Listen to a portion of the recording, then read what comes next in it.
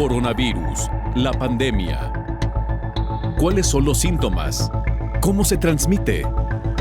¿Qué puedo hacer para protegerme y prevenir la propagación de la enfermedad? Nuevo padecimiento que ha encendido las alarmas de los sistemas de salud. Coronavirus, la pandemia.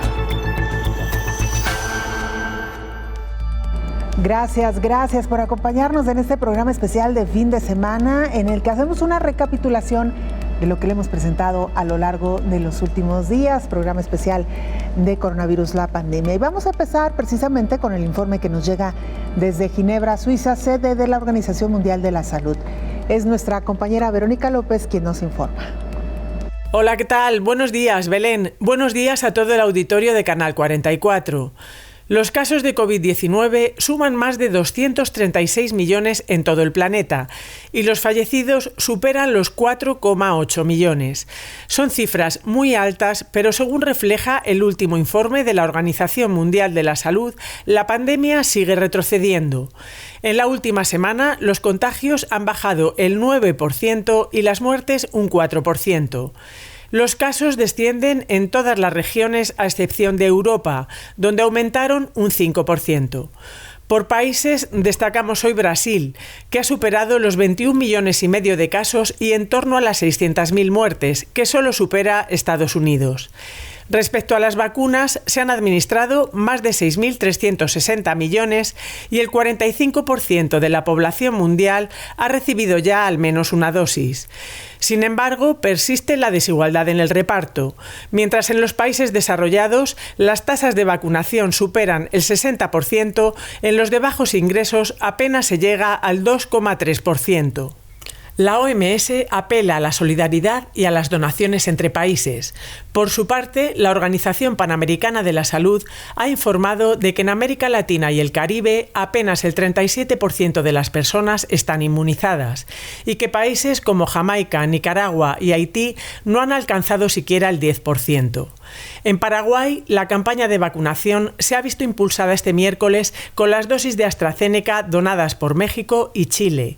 Y Nicaragua ha apelado a su soberanía para vacunar a los niños de entre 2 y 17 años con vacunas elaboradas en Cuba que de momento no están aprobadas por la Organización Mundial de la Salud. A pesar de todo, los datos mejoran y los países levantan restricciones. La República Dominicana dará por finalizado el próximo lunes el estado de emergencia vigente desde comienzos de la pandemia. También el lunes, la ciudad de Sydney, en Australia, sale del confinamiento después de 3 meses. Y Vietnam, con sus fronteras cerradas desde marzo de 2020, se prepara para reabrir el país al turismo internacional a partir del próximo junio. Reportó desde Europa Verónica López para el programa Coronavirus, la pandemia. La población infantil ha sido uno de los grupos más vulnerables en medio de esta pandemia de COVID-19, sobre todo en el rezago al acceso a la educación y también en lo que a vacunación se refiere. En nombre de la educación y salud, los países vacunan a su población infantil. Sin embargo, otros como México, sus adolescentes tienen que hacer uso de la justicia para ser inmunizados y acudir a sus clases presenciales. La pandemia COVID-19 ha demostrado el alto grado de vulnerabilidad que tienen todas y todos. La edad no ha sido impedimento para cursar con la enfermedad.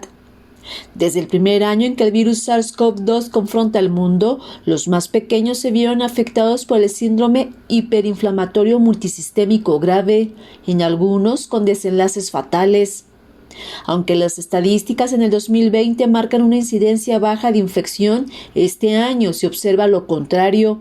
Algunos presentaron forma grave, fueron hospitalizados o ingresaron a las unidades de cuidados intensivos y hubo desenlaces fatales. En esta pandemia se analiza por un lado que la población infantil ha sido la más violentada en sus derechos a la salud, a la educación, a la recreación, al libre desarrollo y han sufrido violencia en sus hogares, un problema de salud pública y social. En salud, se ha considerado que las niñas, niños y adolescentes son los que menos se enferman y bajo este lema, el esquema de vacunación mundial no los tenía contemplados y el sistema de salud cerró las puertas de las áreas de pediatría. En educación, por más de un año, los planteles mantuvieron sus puertas cerradas y aunque comenzó a darse el retorno a la llamada nueva normalidad, estas seguían sin abrir. El tan extendido encierro ha ocasionado que hoy a los que llaman el futuro tengan problemas de salud mental, su estado físico se haya modificado por la falta de actividad física. Niñas, niños y adolescentes corren el riesgo de ser la generación con mayor índice de grasa corporal y afectación en su talla ante la falta de crecimiento. Estos aspectos son analizados por especialistas en pediatría, quienes observan cambios drásticos en la epidemiología infantil y de adolescentes. Por otro lado, en el eslabón de la cadena productiva y desarrollo, al final se dejó al sistema educativo mundial. Comenzó su reapertura ante la exigencia de organismos internacionales en educación, entre estos la UNICEF. Varios países empezaron a vacunar a su población infantil luego de que las empresas farmacéuticas confirmaron que las vacunas son seguras para este sector. Pfizer aprobó su biológico a partir de los 12 años y las vacunas chinas Sinovac y Sinopharm se aprobaron para mayores de 3 años. Algunos países vacunan a quienes tienen mayor riesgo por tener condiciones preexistentes, mientras que en otros priorizan la vacunación en quienes van a la escuela o bien su población infantil hace valer su derecho a través de la justicia. Ante la circulación avanzada de la COVID-19, el reto es vacunar a toda la población, sin importar la edad o condición de salud, para lograr tener el mayor porcentaje de inmunidad contra el virus SARS-CoV-2 que amenaza por seguir en las arterias del mundo.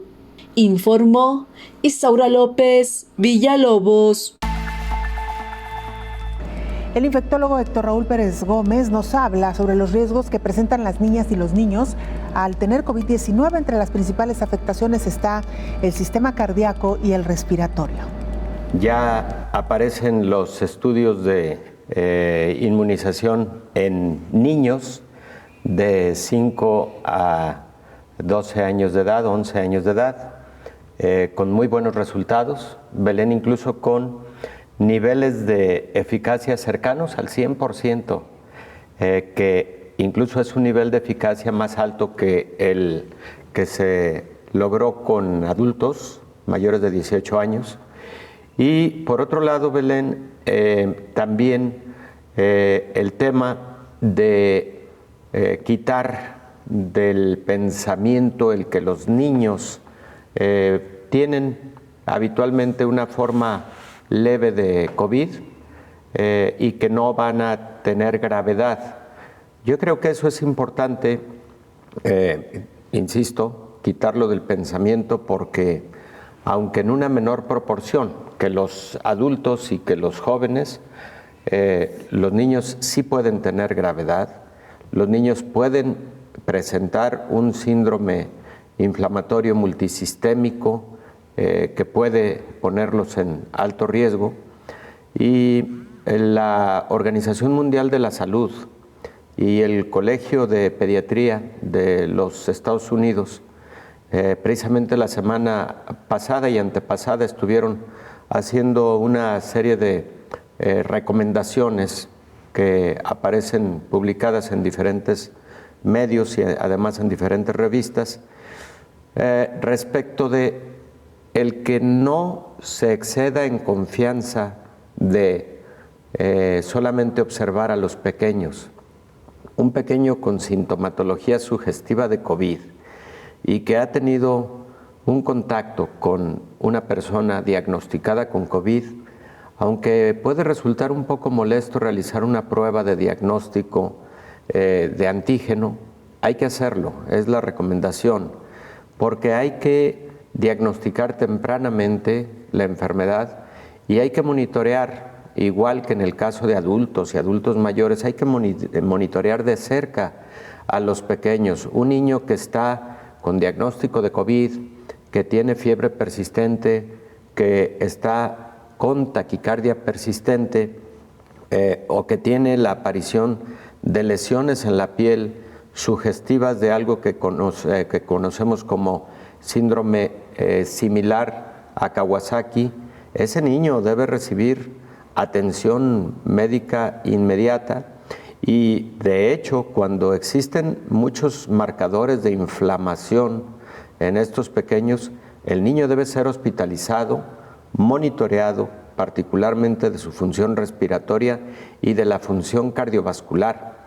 A diferencia de los adultos, los niños tienen más afectaciones de tipo cardiológico o cardiovascular, sobre todo inflamación de las arterias coronarias, que son las arterias que le llevan sangre al músculo cardíaco, y también afectación respiratoria, como el caso de los adultos, pero los niños particularmente tienen más vasculitis, inflamación de los vasos sanguíneos, comparativamente con los adultos. Entonces, Belén, para este primer momento respecto de la población pediátrica y COVID. 1, sí quitar del pensamiento que los niños no se complican, los niños sí se pueden complicar. En una proporción menor que los adultos y que los jóvenes, también, eso es cierto, pero que las complicaciones en los pequeños, cuando son graves, son muy graves y claro que pueden llevar a la muerte a un pequeñito con COVID.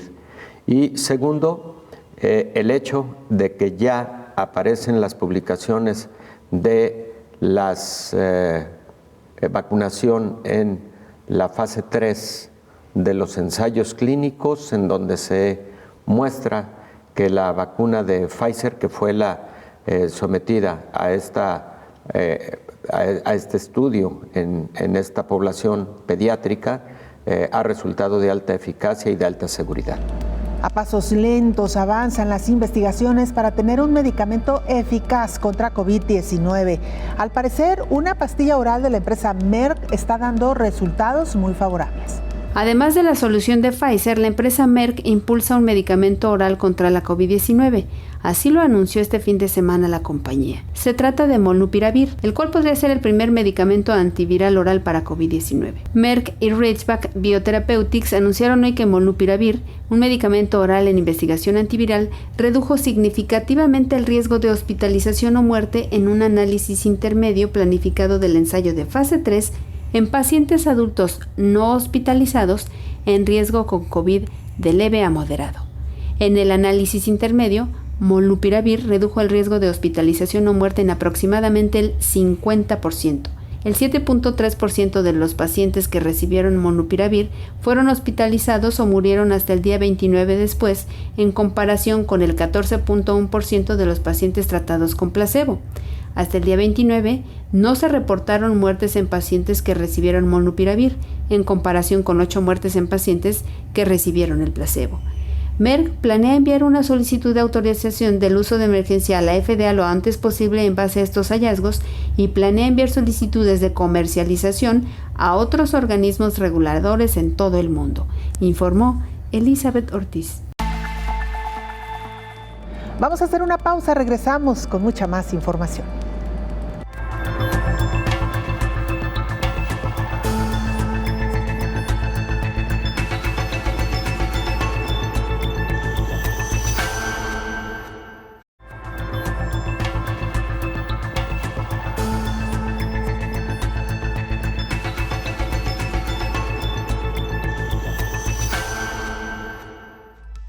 Estados Unidos suma ya lamentablemente 5.5 millones de niñas y niños contagiados por el virus del SARS-CoV-2. Pese a ello, en algunos estados se está prohibiendo el uso de cubrebocas. La Academia Estadounidense de Pediatría alertó sobre un incremento de contagios de COVID en niños. Los pediatras alertaron que la propagación de la variante Delta aumentó y los niños han quedado vulnerables con el inicio del ciclo escolar que recién inició en el estado de Iowa. Y es que la gobernadora de ese estado prohibió el uso obligatorio de cubrebocas en las escuelas, por lo que pediatras presentaron un escrito ante un juez federal que lleva la demanda de 11 padres de familia contra la gobernadora por prohibir las medidas contra COVID en las escuelas. Según se señala en el documento, los casos y prevalencia del COVID en niños estudiantes aumentó en 20% entre el 13 de agosto y el 16 de septiembre. Los pediatras señalan que el regreso a las clases presenciales pudo ser uno de los factores que provocaron el aumento en los contagios. En Estados Unidos se han registrado más de 5.5 millones de casos de COVID en niños, uno de los focos más alarmantes de todo el país. Algunos hallazgos que se han encontrado para determinar que podrían estar influyendo en el desarrollo de los cuadros graves en la infancia están relacionadas con las enfermedades o síndromes que los niños ya tienen antes de la infección por el coronavirus.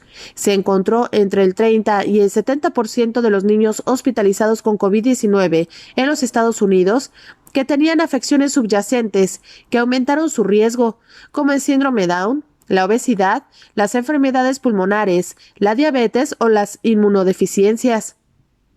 Los bebés prematuros también corren un mayor riesgo, al igual que los niños que se han sometido a un tratamiento contra el cáncer, informó Rocío López Fonseca.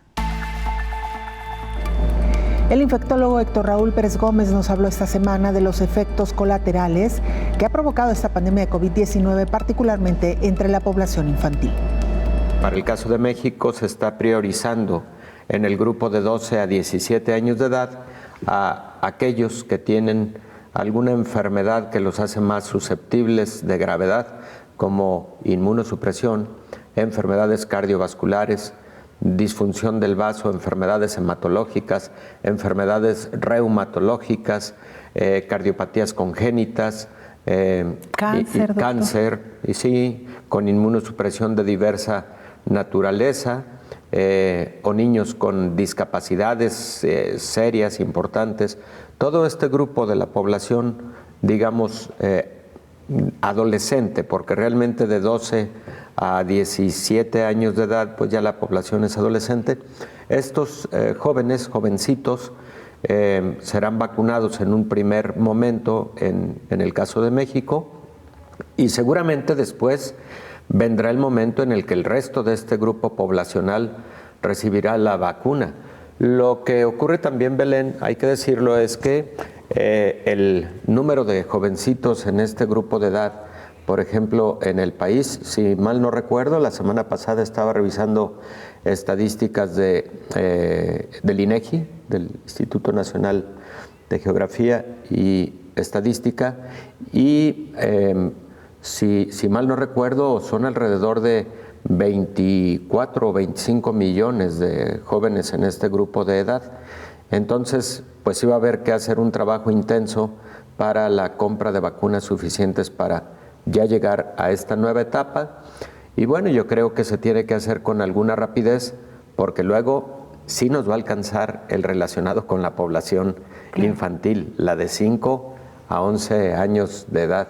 Yo no dudo que en días próximos, y ya verás, lo recordaremos en esta mesa, anuncie la Food and Drug Administration de los Estados Unidos, la FDA, que autoriza el uso de la vacuna de Pfizer para la población infantil de 5 años en adelante.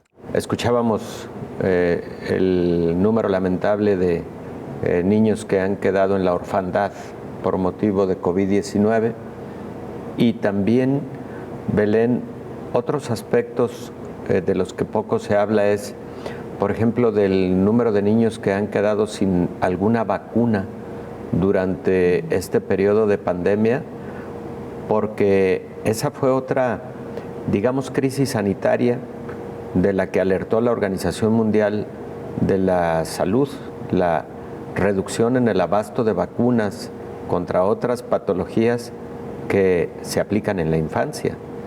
Entonces, indudablemente delicado y lamentable el número de niños que han enfermado por COVID, el número de niños que han fallecido por COVID, lamentable de igual manera el número de niños que han quedado en la orfandad, la afectación económica de la familia de estos pequeños, porque también hay cifras muy claras en relación al descalabro económico de estas familias, del número de niños que la UNICEF ha reportado que han abandonado la escuela, Belén, durante este periodo de pandemia y que para el retorno de actividades escolares presenciales ya no volvieron y probablemente van a perder un ciclo escolar. Ojalá y no pierdan ningún ciclo escolar, pero peor lamentablemente que perdieran 2 ciclos escolares. Y también lo que comentábamos respecto de la cobertura de vacunación de otro tipo de vacunas para patologías que deben recibirse durante la infancia y que han quedado ahí pendientes de su administración, ¿no? Claro. Todos estos son efectos colaterales de la pandemia de COVID-19 hacia la población infantil. Oiga, doctor, y cuyas facturas veremos en un mediano plazo, ¿no? Podemos Todo verlas. esto nos va a cobrar una factura importante. Sí, porque podría darse el caso de enfermedades infecciosas prevenibles por vacunas que incrementen su incidencia en el futuro en virtud de no haber tenido la cobertura idónea durante esta fase de pandemia contra otras enfermedades infecciosas, ¿no? Claro. Ahí la Organización Mundial de la Salud, la UNICEF también, han estado insistiendo en que los países pues se pongan al día con respecto a sus esquemas de vacunación en la población infantil. Y ojalá y pronto logremos que exista esa cobertura para evitar problemas colaterales en el futuro. Influyen muchos factores. Uno, que ha sido motivo de insistencia de la Organización Mundial de la Salud, la producción y la adquisición de vacunas por parte de los países y las regiones, que sí disminuyó durante este periodo pandémico. Pero el otro también, y creo que es entendible, es el de los padres a quienes les preocupa llevar a los hijos a un centro hospitalario, a un centro de salud para vacunarlos, sabiendo que en ese centro hospitalario, en esa unidad hospitalaria, podría haber casos de COVID. Se supone que los sistemas de salud han cuidado mucho esos detalles y han dispuesto de espacios especiales para la atención de pacientes con COVID, pero en general la población sí tiene temor de acudir a hospitales, clínicas, centros de salud, etcétera, por motivo del COVID. Así es. Por lo pronto, doctor, me parece que es muy importante recordar eso que usted decía al principio de una manera muy clara. El COVID puede generar enfermedad grave también, claro, en los niños. Claro. Hay que estar mucho más pendientes de aquellos que tienen alguna comorbilidad, alguna afección. Dejamos, por ejemplo, también, doctor, importante mencionarlo, el caso de los niños con síndrome de Down, claro, que también por su condición física o la propia condición que genera el síndrome también se convierten en un grupo vulnerable. Y por supuesto también estar pendientes del momento que llegue la vacunación para poder inmunizarlos. Así es importante, Belén. Y con respecto a ese primer punto del que hablabas, de que los niños también se pueden poner graves, algunas estadísticas sugieren que hasta el 1% de los niños diagnosticados con COVID pueden llegar a requerir hospitalización, terapia intensiva y pueden perder la vida, hasta el 1%. Un porcentaje importante, doctor. Importante. En el caso de los adultos, la letalidad está en estos momentos rondando el 3% global, con diferencias entre los países, entre las regiones, pero de manera global, 3%.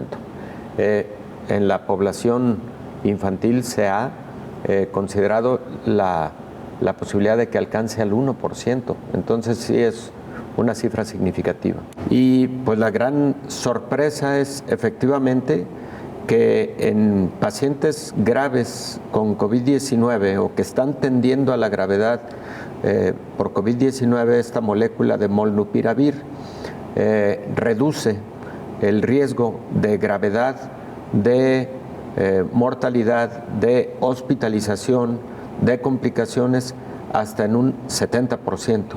Entonces, es un número significativo, Belén, y bueno, creo que la parte que va a ser un poco difícil es la relativa al costo. La estimación es algo así como $700, lo que significaría en pesos mexicanos alrededor de 14,000 pesos, 15,000 pesos, ¿no? Entonces, pues va a ser un problema. Esa parte no todo el mundo va a tener acceso, lamentablemente, pero algo se tiene que hacer desde los sistemas de salud para conseguir la mayor cobertura posible, sobre todo para ese paciente que está yendo a algún nivel de gravedad. Esta semana viajamos a Japón, donde nuestro compañero Antonio Hermosín, corresponsal de la agencia EFE, nos presentaba el siguiente informe. Hola, ¿qué tal? Buenos días, Belén. Buenos días a todo el auditorio de Canal 44. Japón mantiene sus medidas contra el virus mientras los contagios están a la baja. Desde este lunes, prácticamente la mitad de las regiones del país, Tokio entre ellas, siguen bajo estado de emergencia sanitaria. El gobierno decidió la semana pasada extender esta medida extraordinaria hasta finales de septiembre. Las autoridades niponas optaron por mantener las restricciones debido a que la ocupación de los hospitales se considera excesiva. Los contagios diarios de COVID en todo Japón se sitúan por debajo de los 15.000 desde hace 7 días, tras haber superado los 25.000 entre mediados y finales de agosto. El estado de emergencia conlleva sobre todo restricciones que afectan principalmente a bares, restaurantes y karaokes, entre otros establecimientos. En cuanto a las vacunas, Japón ha inoculado por el momento con la pauta completa al 50% de su población. El gobierno espera empezar a aliviar las restricciones vigentes hacia noviembre, para cuando se espera haber vacunado a casi la totalidad de su población objetivo. Reportó desde Japón Antonio Hermosín para el programa Coronavirus la Pandemia. Hacemos una pausa, regresamos, todavía tenemos mucha información.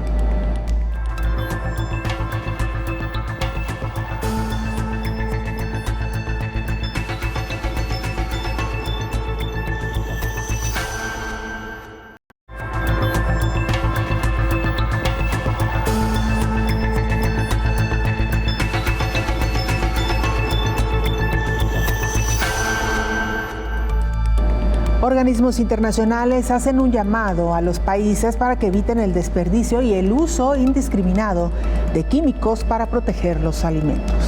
La contaminación industrial, tecnológica, agropecuaria, minera y el uso indiscriminado de diversos fertilizantes químicos en el suelo para los alimentos con metales pesados que se incorporan finalmente a ríos, a los vegetales, animales y alimentos, alteran la sostenibilidad de la cadena alimenticia, provocando riesgos potenciales en la naturaleza y en la sociedad, debido a que originan serios problemas en la salud humana y animal.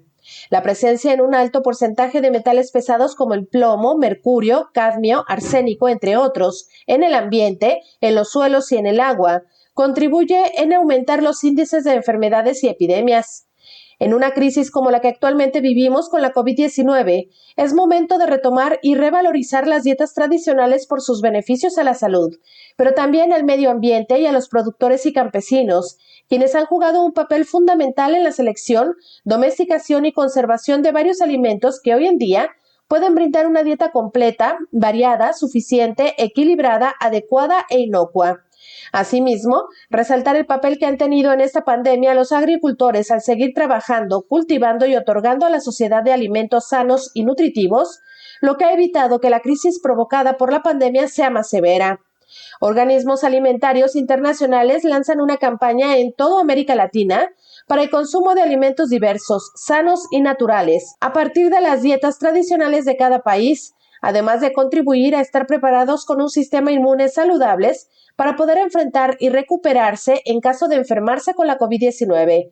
También ayudará a disminuir el número de nuevos casos de enfermedades crónico-degenerativas, tales como diabetes, hipertensión y cáncer, informó Rocío López Fonseca. ¿Qué relación tienen los agroquímicos con enfermedades que hoy por hoy lucha la humanidad? El infectólogo Héctor Raúl Pérez Gómez nos lo explica. A lo largo de décadas y décadas se han utilizado agroquímicos con los propósitos que ya has comentado. En el campo existen, sin lugar a dudas, también sistemas de regulación para que el uso de estos agroquímicos sea bajo los principios de menor afectación posible al medio ambiente, menor afectación posible a el suelo, el subsuelo, menor afectación posible a los propios alimentos que va a consumir el ser humano y otras especies vivas, porque a lo largo de los años, las décadas, se ha identificado que algunos agroquímicos causan daño a la salud del ser humano de manera directa. Por ejemplo, sí se han detectado poblaciones con incremento de daño renal, enfermedad renal crónica, insuficiencia renal crónica, y se ha sugerido la posibilidad de que un agroquímico determinado utilizado en dicha región pudiera estar siendo directamente relacionado con este componente. En ese propósito precisamente es que incluso autoridades sanitarias y autoridades del ámbito del campo en diferentes países han decidido sí dejar de lado el uso de algunos agroquímicos, prohibir su utilización y bueno, algunos otros sí permitirles su utilización por considerarlos de menos riesgo para la salud del ser humano sobre todo. Lamentablemente en la ribera de Chapala y específicamente en algunos poblados del municipio de Poncitlán, como el caso de San Pedro Ixtacán, se ha identificado un alto índice de insuficiencia renal crónica en la población, tanto en niños como en adultos. Y se han investigado las causas que podrían estar condicionando este incremento en la enfermedad renal de estas poblaciones. Se han encontrado, por ejemplo, contaminantes del agua que podrían contribuir, por ejemplo, metales pesados. Se han encontrado contaminantes microbiológicos de estas aguas que podrían contribuir. También se ha asumido una hipótesis relacionada con la menor ingesta de agua durante el día en poblaciones que se dedican a la agricultura y que con una alta exposición solar, con jornadas de trabajo extenuantes y el poco aporte de agua a través de la ingesta que deberíamos de tener de por lo menos 2,5 litros diarios y más las personas que están en estas jornadas a la exposición solar y todo lo que acabo de comentar, podría contribuir al daño renal progresivo que se va presentando a lo largo de los meses y los años. Pero también la exposición a contaminantes del suelo, sobre todo a este tipo de agroquímicos, a este tipo de insecticidas que se utilizan frecuentemente en el campo, pueden ser factores contribuyentes o la suma de todos los factores, ¿no?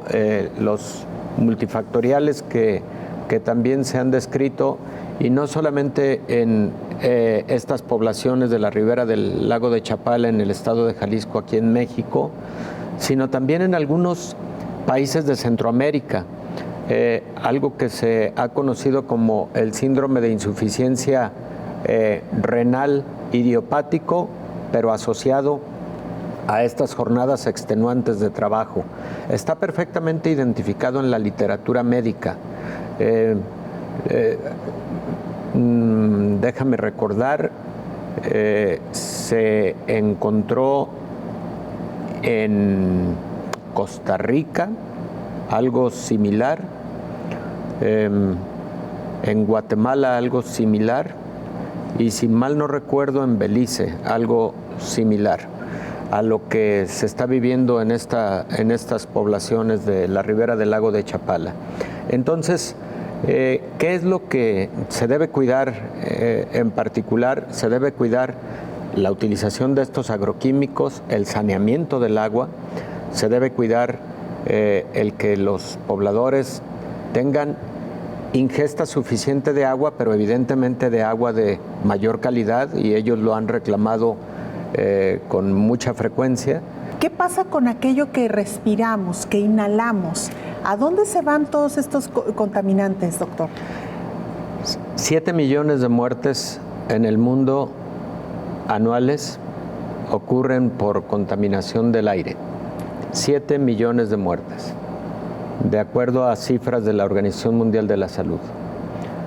Y, de hecho, la Organización Mundial de la Salud ha considerado esto como una de sus 10 prioridades para la década que estamos viviendo.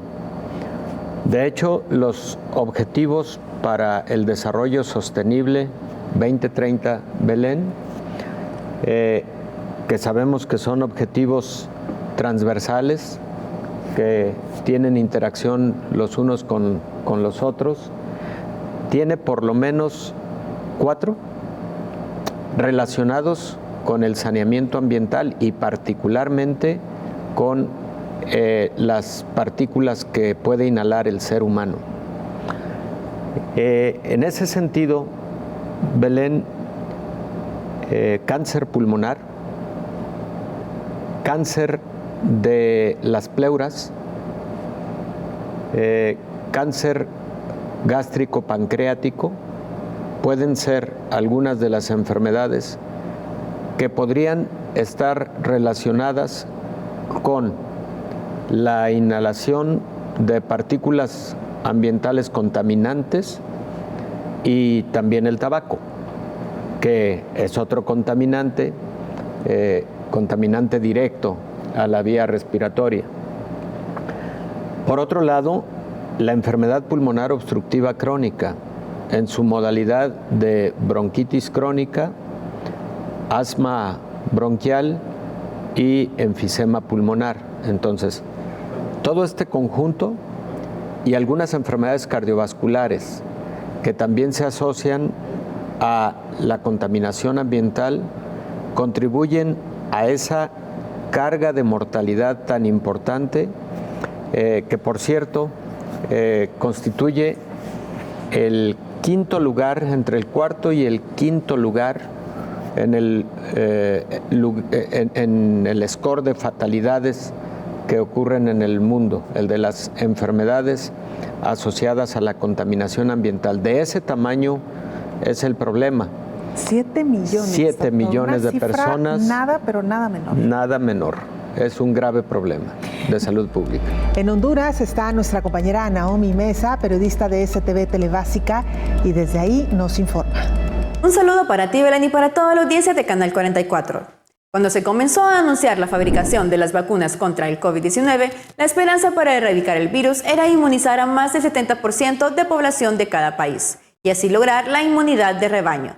Sin embargo, en la actualidad el término ya no se puede usar, pues con las mutaciones del virus, la inmunidad grupal es algo que no se alcanzará.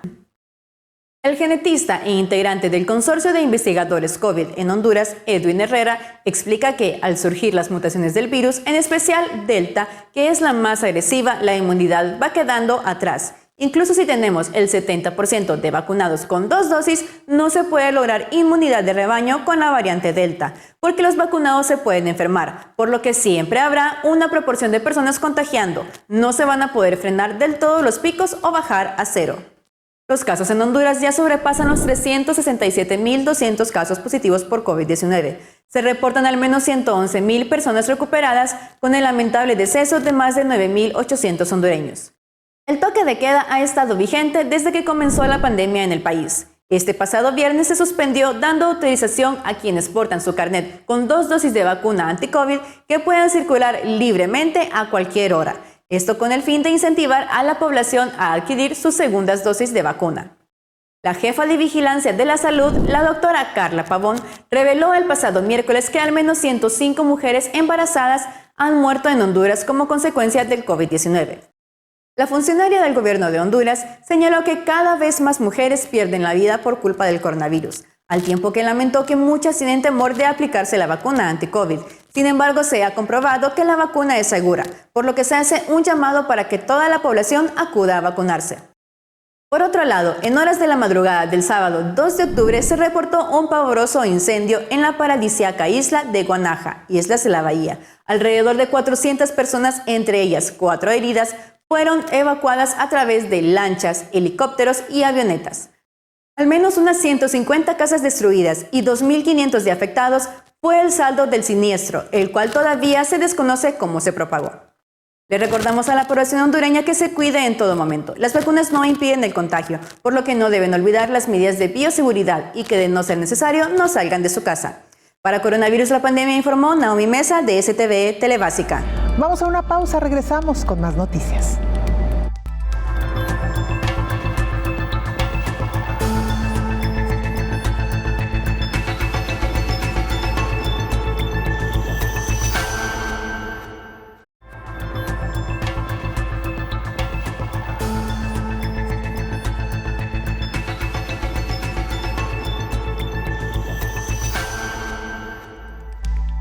Alertan sobre el peligro, el riesgo de inhalar peróxido de hidrógeno para tratar COVID-19.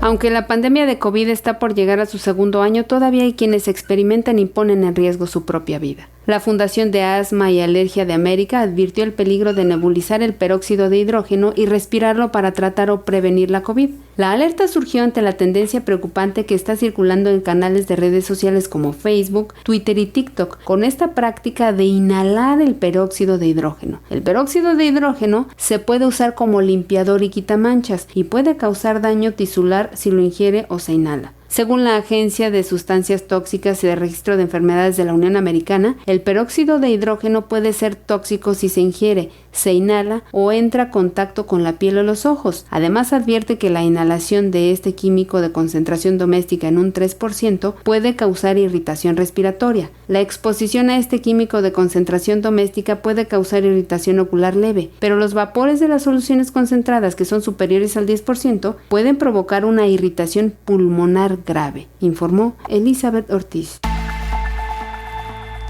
El infectólogo Héctor Raúl Pérez Gómez habla sobre los estudios comparativos en torno a los beneficios de los alimentos naturales que ocasionan menos afectación a la salud que los llamados transgénicos. En el caso de los alimentos, ha habido toda una revolución a lo largo de las últimas décadas con respecto a los transgénicos. Los transgénicos que, si bien por un lado quienes defienden toda esta línea de desarrollo hablan de mejoras en las características nutricias de estos alimentos, pero también en la capacidad de producción. Quienes están en contra hablan de que no, las características nutricias son mucho mejores en aquellos alimentos considerados como más naturales, sin manipulación genética. El punto más importante es cuánto se ha logrado investigar para caracterizar la afectación a la salud por parte de aquellos alimentos que han sido desarrollados a través de sistemas de manipulación genética, los transgénicos, versus aquellos que son alimentos naturales. Algunos estudios sugieren que los alimentos naturales, en contraposición con los transgénicos, generan mucho menor afectación. Y al contrario, más que decir menor afectación, son de mucho mayor beneficio en cuanto a características nutricias y también en cuanto a riesgos de algunas enfermedades, particularmente neoplásicas. Sin embargo, ha sido muy difícil llegar a esas conclusiones porque las variables para la comparación de un grupo y de otro grupo sería necesario controlarlas muy bien, porque hay muchas variables intervinientes en un estudio de esa naturaleza y porque tendría que ser un estudio muy bien controlado para poder llegar a conclusiones contundentes. Probablemente estudios, pero en modelos animales en donde pudieras tener mucho mejor controladas esas variables, podrían darnos mejores resultados y en menor tiempo para llegar a esas conclusiones de qué tan conveniente es o no el que se siga permitiendo el desarrollo de transgénicos. Hay toda una tendencia en la actualidad para evitar al máximo posible este desarrollo agropecuario a través de los transgénicos y concentrar la atención mejor al desarrollo de productos más naturales. Sin embargo, recordemos una cosa, Belén, y esto también es una realidad. El aseguramiento de los alimentos es una prioridad mundial y el aseguramiento de alimentos de calidad, porque tenemos que preguntarnos si estaríamos en capacidad de dar suficiente cobertura mundial con alimentos así de naturales por la explosión demográfica. Somos 8,000 millones de personas en el mundo y esa pregunta está en el aire, como también lo está en el caso de las especies animales, que sabemos perfectamente bien que está prohibido el uso de anabólicos y el uso de otras sustancias como clenbuterol para lograr un más rápido crecimiento de especies para el consumo de carne humana, para el consumo de carne por parte de los humanos. Y esa situación, Belén, puede representar luego una crisis alimentaria.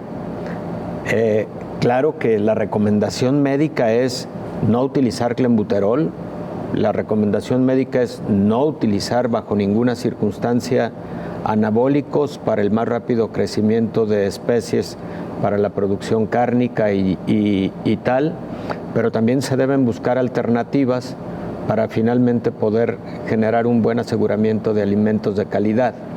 Y la otra situación es que también la producción de productos cárnicos de estas características genera un altísimo consumo de agua. Ahora se ha determinado que el mayor consumo de agua en el mundo está precisamente en la producción de productos cárnicos, es decir, en el campo y en la generación de especies para el consumo de carne. Ese es todo un fenómeno, Belén, porque si por un lado estamos hablando de uno de los objetivos para el desarrollo sostenible, que es el aseguramiento de alimentos de calidad, por el otro lado también hablamos de la eficiencia en el uso del agua, que también es otra crisis. Desde Oriente Noticias Bucaramanga, nuestro compañero Richard Quiñones nos informa. Hola, ¿qué tal? Un saludo especial desde Colombia, listos para contarles los avances de la pandemia y las acciones tendientes a detener el coronavirus. Empezamos contándoles sobre el último reporte del Ministerio de Salud y Protección Social sobre los casos. En este último dato se contabilizan 1.429 nuevos casos, 38 personas fallecidas y 1.609 pacientes recuperados del virus. Con este informe, el Ministerio de Salud dice que las cifras totales del COVID-19 en el país ascienden de esta manera a 4.957.277 casos y 126.299 muertes. Así, se cuenta en total 4.799.556 recuperados y 15.647 casos positivos y activos a la fecha. Desde la Dirección de Promoción y Prevención, el Ministerio de Salud informa que desde el 1 de octubre iniciará la aplicación de la tercera dosis para personas mayores de 70 años. Entre tanto, desde la alcaldía de Bogotá se confirma que la ciudad bajó su ocupación de camas UCI hasta un 44%. El gobierno nacional ha encontrado en la vacunación contra el COVID-19 la mejor herramienta para combatir los efectos de la pandemia en la población, razón por la cual ha venido ejecutándose la estrategia en todos los municipios del país, con el objetivo de lograr cuanto antes la inmunidad de rebaño. Hasta el momento, en Colombia se han contabilizado un total de 40.168.268 vacunas, llegando así a los 16.811.660 habitantes con esquemas completos de vacunación. El proceso de vacunación en el país va avanzando en el proceso a conformidad en el que se va recibiendo los biológicos por parte de distintos laboratorios, de los cuales se establecieron acuerdos bilaterales desde otros países. Sin embargo, desde la última semana se ha reducido el ritmo de dosis aplicadas debido a la escasez de vacunas, especialmente de Moderna, situación que ha dejado a muchos ciudadanos esperando para recibir una segunda aplicación. No obstante, en los próximos días llegará al país un nuevo cargamento de dichos biológicos que permitirá seguir inmunizando a la población habilitada. En total será 1,4 millones de dosis de la farmacéutica Moderna que estarán ingresando a Colombia procedente de Memphis, Estados Unidos. Asimismo, se confirmó que están en espera de la revisión de los laboratorios para poder empezar a distribuir 356.860 dosis que aún se encuentran en el país desde el 19 de septiembre. Esto es todo por el momento. Continúen ustedes en los estudios desde México. Un abrazo para todos. De esta manera nos despedimos. Gracias por habernos acompañado. Le invitamos para que nos sintonice en la siguiente emisión de Coronavirus, la pandemia. Hasta entonces.